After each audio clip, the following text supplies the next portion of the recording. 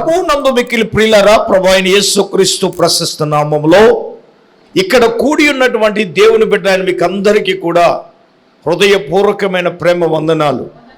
ఎలా ఉన్నారు? బాగున్నారా? మీరు బాగుండాలని తప్పక మా ప్రార్థనలు ప్రతిదినం జ్ఞాపకం చేసుకుంటూ ఉన్నాం. అలాగే విశ్వాస వాక్కు అనే ఆధ్యాత్మికమైన కార్యక్రమాన్ని వీక్షించుచున్నటువంటి ప్రియులైన మీకు అందరికీ కూడా నా హృదయపూర్వకమైన ప్రేమ వందనాలు.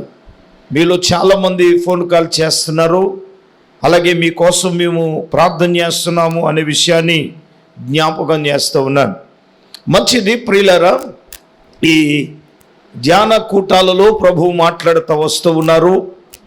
ఈరోజు ప్రసంగాంశం ఏమిటనగా యూదుల యొక్క 7 పండగల గురించి ఈరోజు ఒక పండగను గురించి మనము ధ్యానించబోతున్నాం. నిన్నటి దినాన్న యూదుల యొక్క క్యాలెండరీ, యూదుల యొక్క 12 నెలల గురించి మనము నేర్చుకోవడానికి పరిశుద్ధాత్మ దేవుడు మనకు సహాయం చేశాడు. గమనించండి, ఈ యొక్క యూదుల యొక్క 7 పండగలలో మొట్టమొదటి పండుగ ఏంటో తెలుసా? పస్కా పండుగ. అందరూ చెప్పండి, ఈ పండుగ చూడండి. ఈ పస్కా పండుగ గురించి తెలియని వారెవరు ఉండరు. ఎందుకో తెలుసా? ఈ పస్కా గురించి మనకు అర్థం కావాలంటే యూదుల యొక్క వారికి ఒక క్యాలెండర్ ఉంటుంది. అందుకే నేను ప్రత్యేకంగా ఆ 12 నెలల గురించి చెప్పడానికి గల కారణం అదే. ఆ క్యాలెండర్లో ఉన్నటువంటి నియమాల ప్రకారంగా వీళ్ళు ఏం చేస్తారంటే ఈ పండగ జరుగుకుంటారు. ఈ పండగకి ప్రియులరా, యూదులకి అంటే ఇశ్రాయేలీలకి క్రీస్తుకు పూర్వం 305 సంవత్సరాల క్రితమే మోషే గారి ద్వారా, అంటే అత్యంత పురాతనమైన చరిత్ర కలిగిన పండగగా దీన్ని చరిత్రలో లిఖించబడ్డది. ఇంతకీ దేవుని బిడ్డలారా, ఈ పండగ ఆచరించడానికి గల కారణం ఏమిటి? ఎందుకు ఈ యొక్క పస్కా పండుగను ఆచరిస్తారు అంటే, ఇశ్రాయేలీల ప్రజలను దేవుడు ఐగుప్తు నుండి విమోచించబడి బయలుదేరిన రోజున జ్ఞాపకం చేసుకొనుచు, వారు బయలుదేరినప్పుడు, అంటే ఎక్కడి నుంచి బయలుదేరినప్పుడు? ఐగుప్తు నుండి బయలుదేరినప్పుడు దేవుడు విమోచించాడు, దేవుడు తీసుకొచ్చాడు అని పిల్లల మొట్టమొదటి రీజన్ ఏంటంటే, దేవుడు ఐగుప్తు నుండి విడుదల చేశాడు అని గుర్తుగా ఈ పస్కాను ప్రారంభించారు. దైవ జనాంగమా, దేవుని బిడ్డలారా, మీరు గమనించాలి. అంటే ఇది ఒక చారిత్రాత్మకమైన విషయం. ఒక పండగను వారు ఆచరించారంటే దాని వెనకాల ఆత్మీయమైన గూఢార్థమైన సంగతి ఉంది. అయితే ప్రియులారా, వీరు 430 సంవత్సరాలు ఇశ్రాయేలీలు ఐగుప్తు యొక్క బానిసత్వంలో బ్రతికారు. ఎన్ని సంవత్సరాలండి? 430 సంవత్సరాలు ఇశ్రాయేలీలు ఐగుప్తు యొక్క బానిసత్వపు సంఖ్యల కింద బ్రతికారు. మోషే అంతటువంటి మహానాయకుని దేవుడు ఎన్నుకున్నాడు. దేవుని బిడ్డలారా, ఈ చరిత్ర అంతా మనకు తెలుసు ప్రియులారా. మరి ఆయన ఇశ్రాయేలీలలో ప్రియులారా, ఐగుప్తు దేశంలో మోషే గారు అనేక అద్భుతాలు చేశారండి. చివరగా ప్రియులారా, వీళ్ళని ఐగుప్తు నుండి విడిపించి తనతో కూడా పంపించకపోతే ఐగుప్తు దేశంలో ఉన్నటువంటి జ్యేష్ఠులందరూ కూడా సంహారకుడు వచ్చి చంపేస్తాడు. అయితే ప్రియులారా గమనించండి, అయితే ఇశ్రాయేలీలు కూడా ఐగుప్తు దేశంలో ఉన్నారు కాబట్టి దేవుడు ఏమన్నాడు తెలుసా? దేవుని బిడ్డలారా గమనించండి, దేవుడు ఏమన్నాడు అనే దాని దేవుని వాక్యంలో నుంచి కొన్ని సంగతులు మనం చదువుకుందాం. నిర్గమాకాండము 12వ అధ్యాయం ప్రియులారా 11వ వాక్యాన్ని మనం చదువుదాం.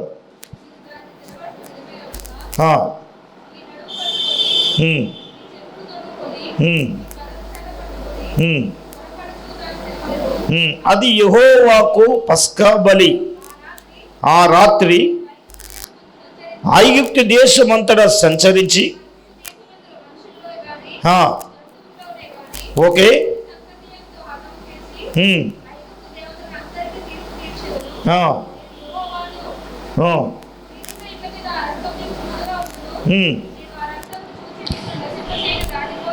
ఓకే.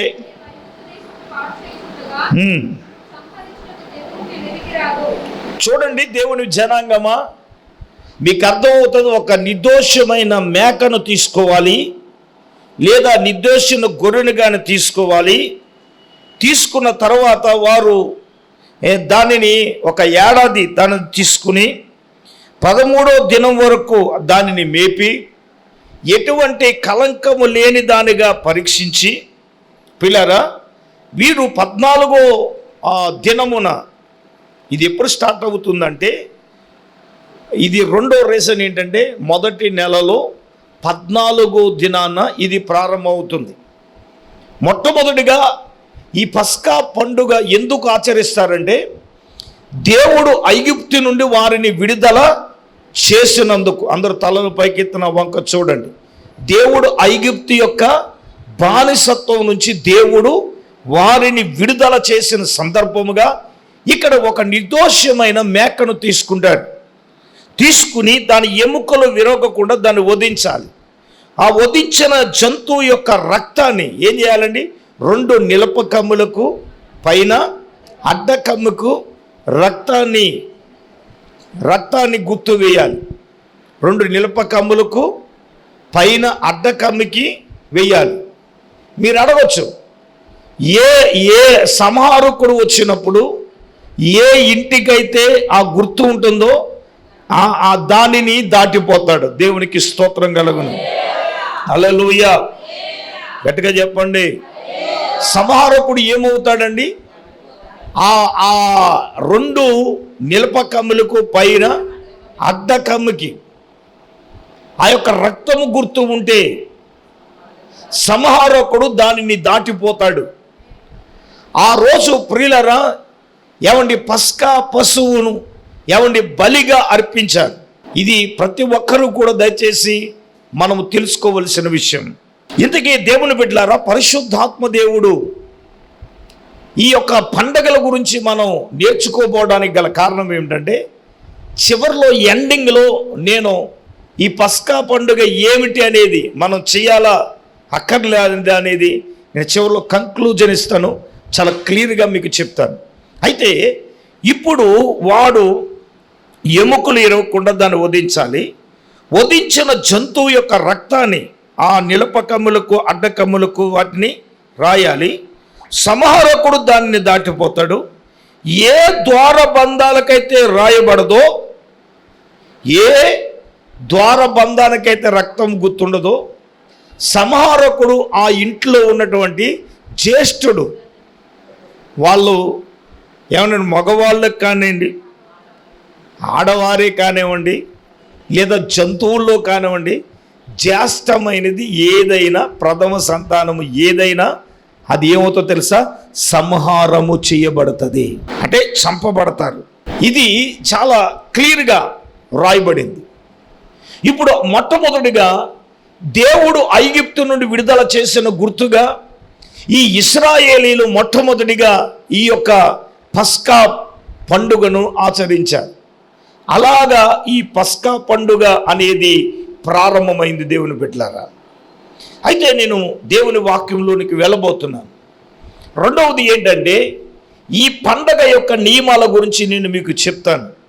రెండవ పాయింట్ ఏంటంటే, ఇది మొట్టమొదటి నెల అనగా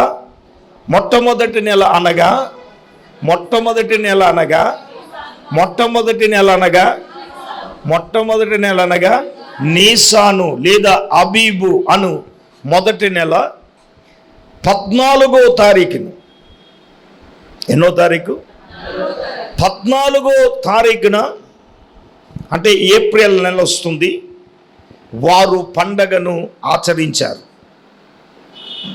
మీరు గమనించాలి, దేవుని పరిశుద్ధ గ్రంథమైన బైబిల్లో నుంచి సంఖ్యాకాండము 28వ అధ్యాయం 16వ వాక్యాన్ని మనం చదువుదాం. ఏంటంట, మొదటి నెల 14వ దినమందు యెహోవాకు పస్కా పండుగ, ఆ నెల 15వ దినము పండుగ జరుగును. ఓకే. సో ఇది మొదటి నెల అంటే నీసాను మాసము 14వ తేదీన ఈ పస్కా పండుగ ప్రారంభమవుతుంది. చాలా క్లియర్గా స్పష్టంగా ఇక్కడ రాయించాడు. ఏంటంటే మొదటి నెల 14వ దినం యెహోవాకు ఏంటంట? పస్కా పండుగట. గమనించాలి. ఇప్పుడు యేసు ప్రభువారు ఎక్కడ ఉన్నా కూడా ఈ పస్కా పండుగకు ఆచరించడానికి ఎక్కడికి వచ్చేవాడు తెలుసా? యెరూషలేములోనికి వచ్చేవాడు. నేనంటాను యేసు ప్రభువే కాదండి, ప్రపంచంలో చెదిరి ఉన్న యూదుడు ఎవడైనా సరే పస్కా పండుగ వచ్చిందంటే వాడు ఎక్కడికి రావాలి? యెరూషలేమునకు రావాలి. ఎందుకంటే యేసు ప్రభువారు ఎక్కడ ఉన్నప్పటికీ కూడా పస్కా పండుగ వస్తుంది అంటే ఆయన ఎక్కడికి వచ్చేవాడు తెలుసా? యెరూషలేమునకు వచ్చేవాడు. గమనించండి ప్రియులారా, ఈ యొక్క మొదటి నెలలో ఈ యొక్క 14వ తేదీన ఈ పండగ ప్రారంభమవుతుంది. సరే, ఈ పండగ ప్రారంభమవుతుంది. దీని నియమాలు ఏంటి, విధి విధానం ఏంటి అనేది కొంచెం స్పష్టంగా నేను మీకు చెప్పాలని ఆశపడుతున్నాను. యాక్చువల్గా ఇది ఎన్ని దినాలు జరుగుతున్నాయంటే 7 రోజులే, కానీ సుమారుగా ఇది 8 రోజులని. విచిత్రం 8 రోజులు ఎందుకంటే వీళ్ళు ప్రారంభించింది మొట్టమొదటి దినం విశ్రాంతి దినం వచ్చింది. విశ్రాంతి దినం అంటే అర్థం ఏమిటి? శనివారం. గమనించండి, ఈ పస్కా పండుగ వచ్చినప్పుడు వీళ్ళకి 2 విశ్రాంతి దినాలు వస్తాయి. ఈ యొక్క పస్కా పండుగ ఇక్కడ చూద్దాం ఒకసారి. 28వ అధ్యాయంలో మనం చూసినప్పుడు, సరే లేవియాకాండం కొద్దాం. లేవియాకాండం 23వ అధ్యాయం. లేవియాకాండము 23వ అధ్యాయం. దయచేసి 2వ వాక్యం నుంచి మనం చదువుదాం.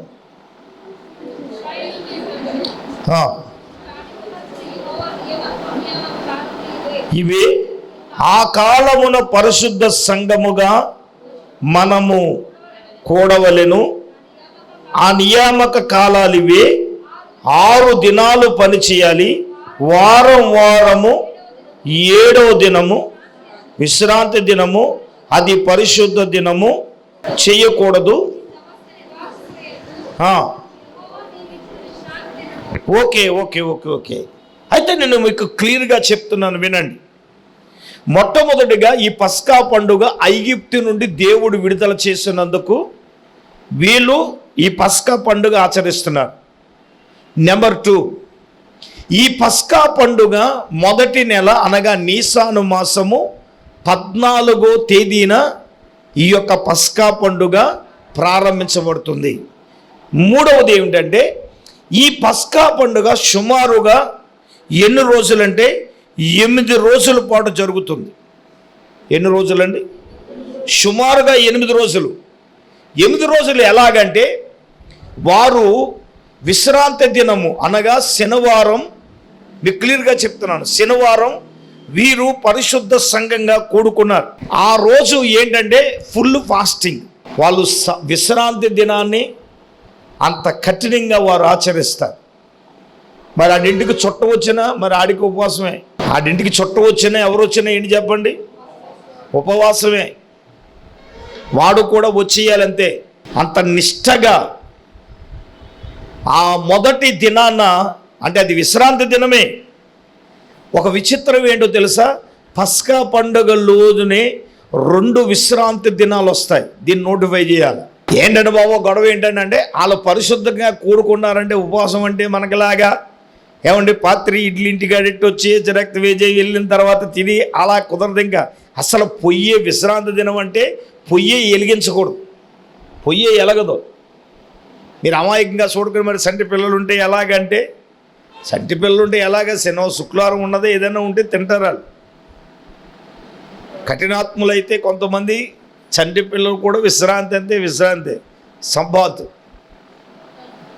అంత నియమనిష్ఠులుగా ఉంటాయి. మొదటి దినం విశ్రాంతి దినము. దానిని లెక్క పెట్టుకొని మరుసటి దినం నుంచి చూస్తే 7వ దినం మళ్ళీ వీళ్ళకి విశ్రాంతి వస్తుంది. ఇది రెగ్యులర్గా వచ్చే విశ్రాంతి దినాలు కావు, కేవలం పండగ సమయంలో వచ్చే విశ్రాంతి దినాలు.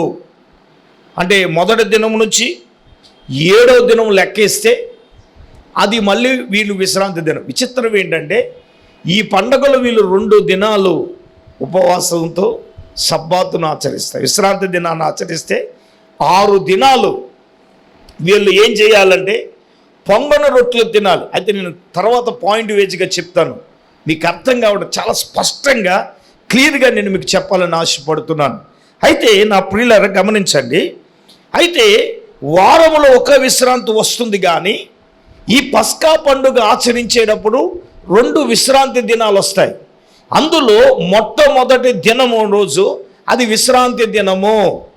వారు ఎలాగ కూడాలి అంటే పరిశుద్ధ సంఘముగా కూడాలి, పరిశుద్ధ సంఘంగా కూడాలి. ఇది ఖచ్చితం. అంటే పరిశుద్ధం అంటే ఏమిటి? వాళ్ళు పరిశుద్ధం అంటే ఏంటి? వాళ్ళ ఆలోచనలు తలంపులు పరిశుద్ధపరచబడాలి, తన్ను తాను పరిశుద్ధపరచుకోవాలి. ఏమండి, ఏ విధమైన అపవిత్రత, ఏ విధమైన ఈ కార్యకలాపాలు ఏది కూడా చేయడానికి వీలు లేదు. వారు తమ్మును తాము పరిశుద్ధ సంఘంగా కూడుకున్నారంటే ఇంకా గుళ్ళోకి వచ్చిన తర్వాత ఇల్లాశ, మొగుడాశ, పిల్లలాశ, వంటాశ, పెంటాశ ఏం ఉండదు. ఇంకా వాళ్ళు పరిశుద్ధ సంఘంగా కూడుకున్నారంటే ఇంక ఇటుగాని అటుగాని తిప్పరు, ధ్యానంలోనే ఉంటారు. వారు పరిశుద్ధ సంఘంగా కూడుకుంటారు. మొదటి దినం పరిశుద్ధ సంఘంగా ఉపవాసంతో కూడుకుని ప్రారంభించి తర్వాత దినం ఏమిటంటే ఆదివారం నుంచి ప్రారంభం అవుతుంది. ఆదివారం నుంచి ఎన్ని దినాలయ్యి అంటే వీరు 6 దినాలు. అర్థమవుతుందండి. ఇక్కడ లేవియాకాండం 23వ అధ్యాయంలో 6 దినాలు అంటే ఇంకో మాట చెప్తాను. అదేంటంటే మొదటి దినమైన విశ్రాంతి దినాన్న పని చెయ్యకూడదు, మిగిలిన 6 రోజులు పని చేసుకోవచ్చు. చివరి రోజు 7వ రోజు కూడా జీవనోపాధి అయిన ఏ పని చెయ్యకూడదు. ఎంత క్లియర్గా రాశాడండి. చెప్పండి, మనోళ్ళు విశ్రాంతి దినం వస్తే తెల్లవారుజామున ఆరాధనకు వచ్చేసి పగల ఆరాధన ఎగ్గొట్టే పెద్ద మనుషులు లేరా? ఫంక్షన్ అని చెప్పేసి గుడి ఎగ్గొట్టే పెద్ద మనుషులు లేరా చాలామంది? మరి ఆశీర్వాదాలు మేలు చేయాలంటే ఎలా చేస్తాడు దేవుడు? చెప్పుతున్న ప్రతి విషయాన్ని అర్థం చేసుకుంటే స్టెప్ బై స్టెప్ని ధ్యానించి చెప్తున్నాను. 1 ఐగుప్తు నుండి విడుదల చేసిన సందర్భంగా ఈ పస్కా పండుగను ఆచరిస్తున్నారు. 2వదిగా ఇది నీసాను మాసం అంటే మొదటి నెల 14వ తేదీన ఈ పండగను ప్రారంభిస్తున్నారు. 3వదిగా ఈ పండగ ఎన్ని రోజులు? సుమారుగా 7 దినాలు అంటే 8 దినాలు. 8 దినాలు ఎలాగంటే మొదటి దినము పరిశుద్ధ సంఘంగా కూడిన తర్వాత నుంచి స్టార్టింగ్. ఇది చాలా నోటిఫై చేయాలి. ఏమండి, వీరు దేవుని సంఘమా, దేవుని బిడ్డలారా గమనించండి. 8 దినాలలో 2 దినాలు వీరు ఉపవాసంతోనే ఉంటారు, ఉపవాసంతోనే కూడుకుంటారు. 3వది ఏంటంటే వీళ్ళు 8 దినాలు వేసుకోండి, 8 దినాలు జరుగుతుంది. అయ్యి బాబు 8 దినాలంటే ఎలాగండి బాబు? ఏదో 1 రోజు అంటే 2 రోజులు అంటే ఈ 8 రోజుల్లో 2 రోజులు పూర్తిగా వెళ్ళు. ఉన్న 6 దినాలు ఎలాగంటే వీరు పని చేసుకోవచ్చు, పని చేసుకుంటూ పస్కాని ఏం చేస్తారు? ఆచరిస్తారు. ఇది అత్యంత కీలకం. ఇది 4వ విషయం. అది 4వ విషయంలోనికి వెళ్ళకముందు 3వ విషయాన్ని కంక్లూడ్ చేస్తాను. మీరు అడగొచ్చు, ఏంటండి బాబు ఈ పండగ ఏంటండి, 8 దినాలు ఏంటండి? మనోళ్ళు 10 రోజులు చేయలేదా? పండగ అంటే మనోళ్ళకి ఏంటంటే పిండి వంటలు, కొత్త బట్టలు, ఇది బుర్ర. ఈ పండగ అనగానేది బాబు పస్కా పండుగ అంటే అలా కాదు. 8 రోజులు 2 రోజులు ఉపవాసం, 6 రోజులు వీళ్ళు పని చేసుకోవచ్చు. అర్థమవుతుందా? పండగ అంటే పిండి వంటలు, గుమ్మగుమ్మలాడి గలగలలాడి స్వేచ్ఛ తిరగడానికి, అచ్చోసు ఆంబోతులు తిరగడానికి పండగ అంటే కుదరదు. ఇక్కడ రక్త వేజే దీనికి ఒక నియమం ఉంది, ఒక సిస్టమ్ ఉంది. 3వదిగా ఇది 8 రోజులు ఈ పండగ సుమారు అని అంటున్నాను. అయితే 7 రోజులు లెక్క, కానీ సుమారుగా 8 దినాలు ఈ పండగను వీళ్ళు ఆచరిస్తారు. నాలుగవదిగా దీన్ని ఎలాగా వాళ్ళు ఆచరిస్తారంటే, మొట్టమొదటి రోజు పని చేయరు, మిగిలిన 6 రోజులు చూద్దాం ఒకసారి. 6 దినాలు నువ్వు పని చేయాలి. లేవియాకాండం 23వ అధ్యాయం 3వ వాక్యంలో 6 దినాలు నువ్వు పని చేయాలి. వారం అంటే 7వ దినం ఏంటి? విశ్రాంతి దినం. ఆ రోజున పని చేయకూడదు. మరి ఈ 6 దినాలు ఎలాగండి అని గనక నువ్వు గమనించినట్లయితే, ఈ 6 దినాలు నువ్వు పని చేసుకుంటూ, వీరు అంటే పగల పని చేసుకుంటారు, రాత్రికి. ఇప్పుడు చూడండి, మనకి పగల పని చేసుకున్నప్పుడు ఏంటి? అమ్మ వినాలి, చాలా స్పష్టంగా క్లియర్గా చెప్తున్నాను, వినండి. ఈ 6 దినాలు వీరు పని చేసుకుంటూ సాయంకాలం వచ్చేటప్పటికి ఎక్కడికండి? ఎవడో పస్కాను ఆచరించాలి, నియమం అది. వారు దేవుడు ఒక నియమాన్ని దేవుడు వారికి ఏర్పాటు చేశాడు. 6 దినాలు నువ్వేం చేయాలి? పని చేసుకోవాలి. పగలంతా పని చేయడం, రేత్రంతా మాట్లాడతలేదు, రేత్రంతా పస్కాను ఆచరించాలి ఖచ్చితంగా. దేవుడు ఏర్పరిచిన నియమం అండి. ఆ నియమం ప్రకారంగా ప్రతి ఒక్కరూ కూడా ఏం చేయాలంటే అది ఆచరించి ఖచ్చితంగా చేయాలి, నేర్చుకోవాలి. మనం ఒక మాట చెప్తాను వినండి, అలా కట్టడంటే కట్టడు సార్. ఈ రోజున ప్రపంచంలో ఇజ్రాయేలీలందరికీ ఎవడైనా ఉన్నది తక్కువ మందే. అబ్బాయ్ భయపడవాలి. వాళ్ళ దగ్గర ఉన్న టెక్నాలజీ ఎవరి దగ్గరైనా ఉందా చెప్పండి? వ్యవసాయంలో టెక్నాలజీ ఈరోజు ప్రపంచమే ఉన్న కోత దేశానికి భయపడుతుంది. కారణం ఏంటి అనుకుంటున్నారు? ఏమంటే వాళ్ళ దగ్గర ఉన్నటువంటి టెక్నాలజీ కానీ, వాళ్ళ దగ్గర ఉన్నటువంటి సోర్సెస్ కానీ ఈరోజు మనం నేర్చుకోవాలి. వాళ్ళంత నిష్టగా వాళ్ళు అలాగుంటారు. దేవుని ఆరాధించట్లో కానీ ఎలా పడితే అలాగ ఉండరు. మనకులాగా తలతెక్కేవారలా ఉండవు. అలాగే నిష్ట అంటే నిష్ట, చెయ్యాలంటే చెయ్యాలి, నియమం అది. వాళ్ళకి తరతరములకు ఇదే కట్టడ. ఎలా పడితే అలాగా పండగ అంటే దాన్ని చేసేసి పబ్లిసిటీ చేసి వ్యవహారం చేసి గత్రాలు అది ఏం ఉండదు. దేవుడు నియమించిన నియమము ప్రకారంగా చేయాలి. మరి అబ్బాయి, 4వ నియమం ఏమిటంటే, నువ్వు 6 దినాలు నువ్వు పని చేసుకుంటూ పస్కాను ఆచరించాలి. మొదటి దినము అది విశ్రాంతి దినము, దాన్ని నువ్వు జీవనోపాధి అయిన పని చెయ్యకూడదు. చివరి రోజు అయినటువంటి 7వ దినం అది ఏంటండి? అది విశ్రాంతి దినము. చూడండి, అది పరిశుద్ధ సంఘపు దినము. అందులో మీరు ఏ పని చేయకూడదు. మీలో సమస్త నివాసులందు అది యెహోవా నియమించిన విశ్రాంతి దినము. దేవునికి స్తోత్రం కలుగును. చెప్పండి గట్టిగా హల్లెలూయా. చూడండి పిల్లరా, మనం కిందకి చదువుదాం. 4వ వచనం 5వ వచనం చదువుదాం. మొదటి నెల 14వ దినం సాయంకాలం మందు. ఓకే, గమనించండి. 14వ దినం మొదటి దినం. ఆ నెల 15వ దినము పొంగని రొట్టెల దినం.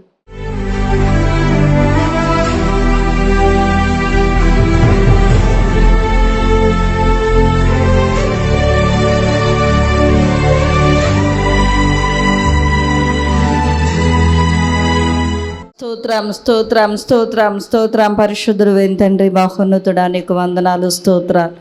రాత్రి ప్రభా నీ దాసులో నిలువ పెట్టుకుని ప్రభా నీ వాక్యము ద్వారా నాయనా నీకు స్తోత్రాలు తండ్రి. అయ్యా పస్కా గురించి ప్రభా వివరణ అయ్యా మీరు మాకు అనుగ్రహించి నేర్పించినందుకు వందనాలు ప్రభా.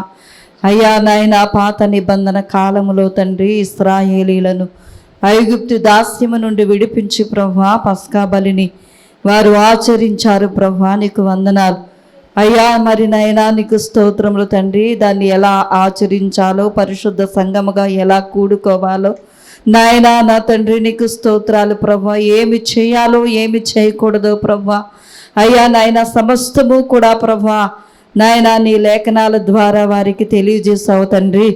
అయ్యా పరిశుద్ధ దినముగా సంఘముగా కూడుకోవాలని ప్రభా నాయనా నీకు స్తోత్రాలు తండ్రి. ఎలాగ ఆచరించాలో ప్రభా అయ్యా పొంగని రొట్టెలతో నాయనా వారు భుజించాలని ప్రభా మీరు మాట్లాడారు తండ్రి, నీకు స్తోత్రాలు. నూతన నిబంధనలోనికి వచ్చేటప్పటికి ప్రభా యేసయ్యా నీకు వందనాలు. మా కొరకే నీవు పస్కా బలిగా నాయన బలి పశువుగా ప్రభా నీవు మారావని ప్రభా మా కొరకు అప్పగించబడ్డావని నాయన కాలం పరిపూర్ణమైనప్పుడు కుమారుడుగా మీరు అనుగ్రహించబడ్డారని అయ్యా ధర్మశాస్త్రం ఒక పొల్లైన ఒక అక్షరమైనా పోకుండా నాయన ధర్మశాస్త్రానికి లోబడి వాటిని నెరవేర్చావని ప్రభా నీ వాక్యము ద్వారా ఇంతవరకు మీరు మాతో మాట్లాడారు. అయ్యా నాయన నీ శరీరమే మాకు రొట్టెగా చేసి అయ్యా నీ రక్తమే ప్రభువా నీకు స్తోత్రాలు మాకు ద్రాక్షారసముగా చేసి ప్రభువా అయ్యా నాయన మా పాపపు దాస్యము నుండి మమ్మలను విడిపించడానికి అయ్యా నాయన పస్కా బలిగా నాయన బలి పశువుగా నువ్వు మారావు తండ్రి. నీకు వందనాలు యేసయ్యా నీకు స్తోత్రాలు తండ్రి. అయ్యా ఇశ్రాయేలీల ప్రజలను ప్రభా ఐగుప్తు దాస్యము నుండి విడిపించావు నాయన. అయ్యా ఏ గుమ్మం మీద ప్రభా నీ యొక్క రక్తము ప్రోక్షించబడిందో ఆ నిలువు కమ్మి మీద అడ్డ కమ్మి మీద నీ పరిశుద్ధ రక్తము ప్రోక్షించబడిందో వధించబడిన నా ప్రభా అక్కడ రక్తము ప్రోక్షించబడిందో సంహారము నుండి ఆ కుటుంబాలను నాయన నా తండ్రిని విడిపించి రక్షించావు ప్రభా నీకు వందనాలు. అలాగే నాయనా నీకు స్తోత్రములు తండ్రి. ఎవరైతే మారు మనసు పొంది ప్రభువా అయ్యా నాయనా నా తండ్రి నీకు స్తోత్రాలు రక్షించబడతారో ప్రభువా వారిని ప్రభా సంహారము నుండి నీ విడిపించు నాయనా. అయ్యా పాపపు దాస్యము నుండి విడిపించు తండ్రి నీకు వందనాలు. నీ రాజ్యానికి నాయన వారసులుగా నిజమైన వారసులుగా ప్రభువా నీ యొక్క బలి ద్వారా మీరు మాకు అనుగ్రహించినందులకే వందనాలు ప్రభా. అయ్యా ఎంత గొప్ప నాయనా నా తండ్రి పస్కా బలిగా నాయనా నీవు మా కొరకు మారావు ప్రభువా నీకు స్తోత్రాలు. నిన్ను నీవే మా కొరకు అప్పగించుకున్నావు నాయనా. వదకు తేబడిన గొర్రె పిల్లవలే నాయనా మీరు మా కొరకు వధించబడ్డారు తండ్రి నీకు స్తోత్రాలు నాయనా. అయ్యా మమ్మలను వారసులుగా చేయటానికి ప్రభువా అయ్యా నాయనా నీకు స్తోత్రాలు తండ్రి. అయ్యా నీ శరీరాన్ని తింటున్న మేము ప్రభా నీ రక్తాన్ని తీసుకుంటున్న మేము ప్రభా అయ్యా ప్రతి క్షణము నిన్ను జ్ఞాపకం చేసుకోవాలని మీరు మాతో మాట్లాడారు తండ్రి నీకు వందనాలు. ఈ రాత్రి విత్తబడి మాటలు ప్రభువా నాయనా నా తండ్రి నీకు స్తోత్రాలు. దైవాత్మ చేత నింపబడి పరిశుద్ధాత్మ చేత నింపబడి ఆత్మ సంబంధమైన జ్ఞానము కలిగి ప్రభువా వాటిని ప్రభువా మేము నేర్చుకుని వాటిని అనుసరించి ప్రభువా నీలో ముందుకు కొనసాగటానికి నీ కృప దయచేయండి. విత్తబడి మాటలు మా హృదయాల్లో నీరు కట్టి పాలింపచేయండి. కూడా వచ్చిన ప్రతి ఒక్క బిడ్డ నీ పేరు పేరున్న దయతో జ్ఞాపకం చేసుకుని సమస్త ఘనత మహిమ ప్రభావములు మీరే పొందమని యేసయ్య పరిశుద్ధ నామములో ప్రార్థన చేసి అడిగి వేడుకొంచున్నామా పరమ తండ్రి ఆమేన్. ఆమేన్. మన పరమ తండ్రి అయిన దేవుని ప్రేమ రక్షకుడైన యేసుక్రీస్తు ప్రభుల వారి యొక్క దివ్యమైన కృప పరిశుద్ధాత్మ దేవుని యొక్క అన్యోన్య సహవాసం ప్రభు బిడ్డలారా ఇక్కడ కూడినకు వాక్యముని బిడ్డలకు సదాకాలము తోడైనను గాక. ఆమేన్ ఆమేన్ ఆమేన్ ఆమేన్.